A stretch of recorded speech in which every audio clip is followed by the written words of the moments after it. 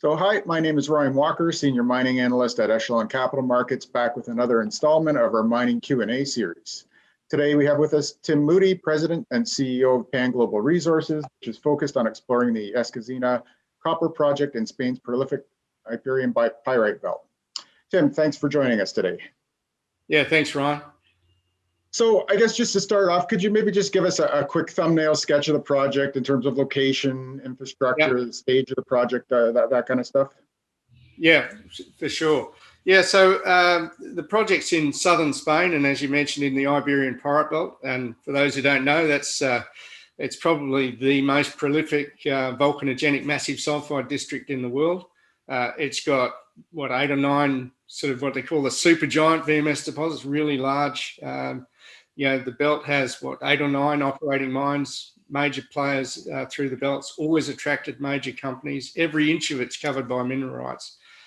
So we've got a pretty unique land position in an area that is essentially a window that remained unexplored for decades, whilst other discoveries were being made in the surrounding area. This area, just because of its ownership history, had been sort of left behind. So we've got a really exciting area, really, and we've only tested one target. First holes were discovery holes, and we're continuing to drill on that target and continuing to hit copper. So we're a year and a half, 2 years into this the Escacena project, and we're having great success, I think. And then we've got another 10 other targets that we haven't even got to yet. So yeah, early days, but we're racing towards a resource, I hope. Great. So yeah, I mean, you touched on it a little bit there. How exactly did this land package, I mean, given the situation, bookended by mines and world-class deposits, how was this, and such seemingly obvious exploration potential, how was this available to Pan Global in the first place? Yeah, look, it's a really good question. It's a really important one, and I get it quite a bit. How did the bigger companies in the belt miss this? Well, I think it comes back to a couple of things. One is that back in 1997 through to 2000, I was running Rio Tinto's exploration program in Spain and Portugal, really focused on the Iberian Pyrite Belt, and I was asked to come in and manage that exploration program just after Las Cruces. The Las Cruces copper deposit was discovered by Rio Tinto. So, I was looking at all the exploration around that area, and this was an area that we would have loved to have had, but we didn't have access to it because it was held by Boliden at the time. So I think that familiarity with the piece of ground that we've got now really has given me an advantage. And then I think the second thing is that the other companies, perhaps not as familiar with the ownership history of this piece of ground, could have easily assumed that it had either been explored or at some point. But the reality is that because of its unique ownership history, it had remained unexplored until we came along. So that's probably the easy answer. Yeah, okay. And so you mentioned as well, I mean, your work is just focused on La Romana target, the first target there, and you're up north of 70 holes now, I guess. Still have your 100% hit rate intact. I mean, what are the kind of the rough dimensions that you've kind of drill traced so far, and are there any signs of the zone petering out yet on the periphery? Yeah, so we've now got drill holes showing copper mineralization continuous over about 850 meters east-west near surface, and down to about 300 meters, perhaps a bit more than 300 meters deep in one place. The thickness varies from a few meters to, we had hole 40 with 50 meters at 1% copper equivalent that reported fairly recently. So yeah, it gives you an idea of the dimensions. But we've now got drill holes spanning over 1 kilometre of strike, and we're still seeing copper. So we've got to wait for the results, and we've still got drill rigs turning as we speak. Okay, and I mean in terms of the other part of your question was the Yeah, is it petering out in any areas? Well, yeah, there's been some holes where it looks to be thinner, or in some places where it looks to be a bit lower grade. So what we're still working out is, well, like in many of these deposits, you have sections of higher grade then might be connected by a lower grade zone or a thin zone, and then kicks off again. So that's what we're trying to work out is, are we, just because it might thin in one area, does that mean that that's the end of it, or does it sort of swell again? And so we're seeing some evidence that that is the case, that it picks up again in places, and that's typical of these deposits. So yeah, in the perhaps in the east, it looks like it's maybe thinning in the far east, but again, it may pick up down dip. We've got a sort of one area where it looked to be getting quite thin, but then it seemed to widen up again. So yeah, we haven't hit the limits yet. Right. Yeah. No, that's great. So, in the latest results you put out, of course, you're getting your nice wide intervals of high grade copper, basically starting from surface more or less. But you also, talk about the tin mineralization that accompanies it. Can you just kind of, go into maybe the significance of the tin levels that you see, aside from the obvious revenue potential it has? Yeah, the tin was a really interesting thing, because in volcanogenic massive sulfide deposits, tin is somewhat unusual. In fact, it's only tends to occur in very big copper-rich volcanogenic massive sulfide deposits. So we think the presence of tin is really important from an exploration point of view as well, in terms of the indicating the potential that we're in a big system. And that's consistent with what we're seeing in the drill core. All the rocks are altered. It's clearly a very big alteration system, and the fact that all the holes are hitting copper, that's it's all heading in the right direction. And the tin values we're getting are higher than I'm aware of in any other volcanogenic massive sulfide in the Spanish portion of the Iberian Pirate Belt. The only deposit mine that with higher tin is Neves Corvo, and of course that's one of the most amazing VMS deposits on the planet. Yeah. And I guess the other thing as well, as you talk about the supergene enrichment, the chalcocite, maybe for investors that aren't familiar with that, maybe you could discuss the significances of that a little bit as well. Yeah. So Las Cruces, which is one of the highest grade open pit mines and copper mines in the world, they've been mining essentially supergene chalcocite. It's very high grade. They were able to justify stripping 150 meters of cover to get to the top of that ore body. So chalcocite has an advantage that it can be leached, or it can also be is amenable to flotation, so produce a concentrate. So it gives some other options depending on how much you've got and what the distribution is. But I think the real value here is that chalcocite in these supergenes, chalcocite is a very high copper mineral. In other words, pure chalcocite's about 90% copper. Okay. So you can imagine that can produce a really high grade concentrate. So you combine that with the chalcopyrite we're getting elsewhere. I think it's very good news. And you're getting that at essentially the top of an already shallow deposit. So a nice double bonus there. Perhaps some nice, very high grade starter pits to get things going off with a bang. That's great. So you mentioned, and of course you can. Go ahead. Yeah, you can vat to produce cathode, as they're doing at Las Cruces. So it just gives you some other options. But in terms of potential concentrate, you got to treat it a little bit differently to chalcopyrite, but it's worth it. Rather have it than not. Yeah. So you mentioned you've drill traced it roughly almost a kilometer along strike there, and if heading to the west, I believe there's some old historic mine workings. I don't know if those were kind of Roman era workings. Is there any kind of historical significance that you have to stay away from that area? Does that impede your exploration in the area at all? No, I mean they're small workings. There's nothing particularly significant about them or anything. No, there's no restrictions imposed on us by the government doing any exploration around it. And remember, we're in part of the world where the Romans had mines all over the place. Right. Yeah. So all over Europe. So this is nothing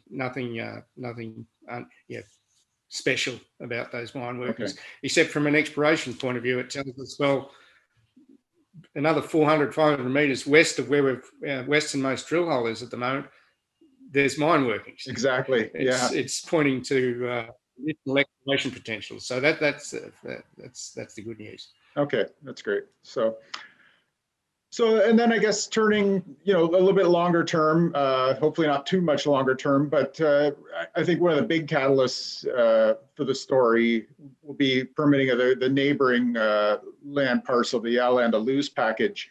That's in the works now. Can you kind of give us an update on potential timing there? And, is this an iterative exercise where the government comes back and is asking for more info or more studies, or what's the status there?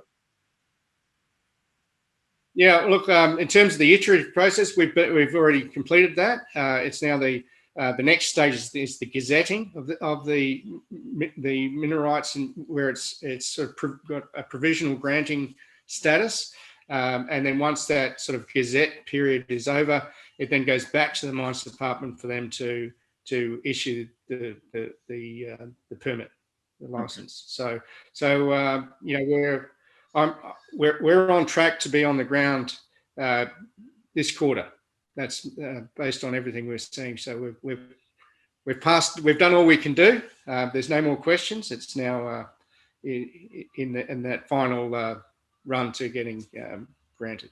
Okay.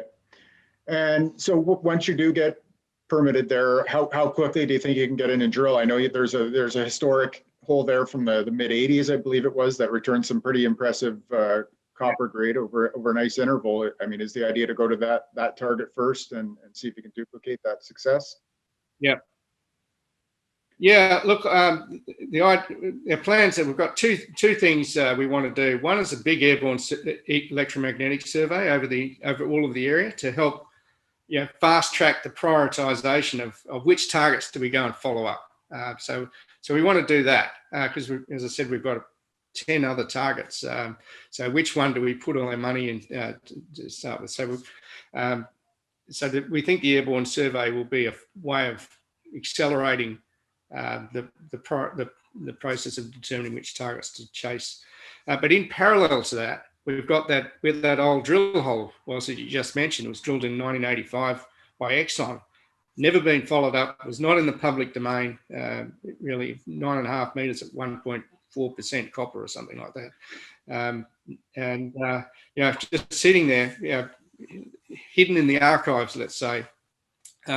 So our intention is to do a little bit of ground geophysics straight away as soon as it's granted. We'll have the geophysics crew out there the same week if we can, and then very quickly drill. So it really should be fairly quick to get the drill rig on there. I'm talking perhaps a month or so after it's granted, we could have a drill rig turning. Great. Yeah, that'll be exciting. I mean, just based on the success with La Romana, found by a gravity anomaly, and then right next door on Analyst, there's 5 or 6 kind of look-alike gravity targets, and those are that's how these deposits are found in the neighborhood, right? So you've got La Romana as proof of concept, and then this Exxon hole further pointing the arrows pointing in the right direction. So it's very exciting. And I'm sure you can't wait to get the drills in there either, but the rest of us are waiting as well. So that's great. Yeah. So then I guess back to permitting even further out, you look like at La Romana, you're already, establishing a pretty good critical mass there by the looks of it. What's the outlook for permitting any kind of eventual mine there? Are there success stories in the neighborhood you could point to, or to give relative timing on what you think permitting would look like? Yeah, well, look, this is a mining area. This is where most of Spain's mining history has been historically, where it is today. Most of the, all the big mines are down there. So, it's an active mining area. Look, we think, again, I think it's a really positive attribute to this project that we could be, once we convert this to resource, the pathway to production could be pretty short. And I say that because the nearest town to us is called Asnahoya. It's a mining town. The local council and so on seem to be very supportive. So we've got that on our side. Then one of the most recent examples where a discovery was made and converted into a mine is Trafigura's discovery of the Magdalena ore body. It was an airborne geophysics target. They drilled it, discovered the ore body in 2012, and they were able to put that into production by 2015. And that's a 40 million ton deposit really quick. I mean, anywhere else in the world can we do that? So that's why I say I think that we're in a really good part of the world where you can turn things into mines pretty quickly. Great. Well, I mean, and that's ultimately the goal, right? So it's nice to have an example nearby where it's been done successfully. So that's great. Yeah. Okay. Well, I mean, just I guess to sum up, what kind of news flow are we looking at the balance of the year? Does the drilling this year get us to a maiden resource at La Romana? And then, we kind of discussed the plans for El Andalus and already, but I guess that's the key. Is the drilling going to get us a first estimate? Yeah. So, I guess the first thing is, I think by the end of this year, we could be putting out a resource. We're certainly, the drill spacing we've been doing, I think would be sufficient, or at least a lot of it for, say, an inferred resource. Okay. 50 by 50 meter pattern for a lot of it. Some places it's closer. That's generally enough for an inferred resource. So when we feel it's the right time to put out a resource, I don't think it'll take us that much extra to do that. Okay. Of course, we're not in a hurry to do that because we want to see how big it might be before. Sure. Start to work. Where is it finishing and starting and all the rest of it. So that the priority is not at the moment to get the resource out, although that's important. Priority is to see how big is it first of all, right. Rather than just put out any number and so on. So. In terms of news flow, obviously we put out some news last week, some more good results. I mean, this has been a pretty amazing year, really. Yeah. We started this year having completed 28 drill holes. We're now up to hole number 76. We're about half of the holes we've completed this year, we're still waiting for results on. So we've got a lot of results to come in. But we've put out really, so this year's been, we've clearly expanded the area of mineralization. It's grown. The near surface mineralization has been extended to the east. It's extended to the west, and the results we put out last week, shallow intersections at opposite ends of the strike length, with great results. Hole 45 in the west with 30 meters of percent copper equivalent, almost from surface. The other end, the far east, was hole number 58 with 15 meters of 1.4% copper equivalent thereabouts in supergene enrichment. So you've got mineralization at both extremities, still alive and well. Right. It's still going. So I think, we've got obviously a stack of drill results still to come. We're still drilling. I can see we're going to drill probably to hole number 90. We've certainly got drill holes planned that far out.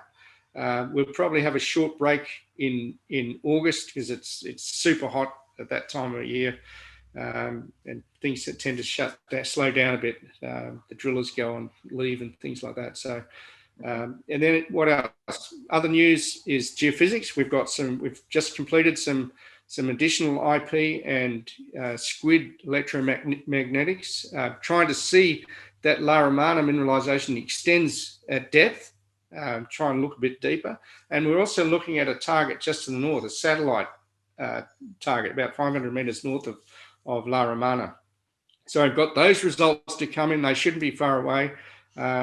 If we've got another target to the north and this satellite target, we'll look to drill that